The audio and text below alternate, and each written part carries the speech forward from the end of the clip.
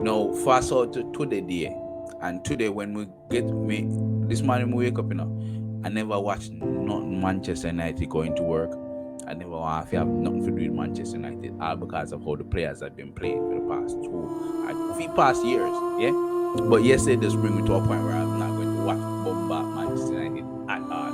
I'm just putting up a video on the YouTube and the TikTok say, yo, these players cannot be coached. And for a fact, they cannot be coached, blood. They cannot be coached. The chances that Alejandro Garnacho had yesterday, how can you say the manager is not managing the team when those chances were just there for you to take from? Diego Dalot, that pass on Bruno Fernandes over the top to Diego Dalot.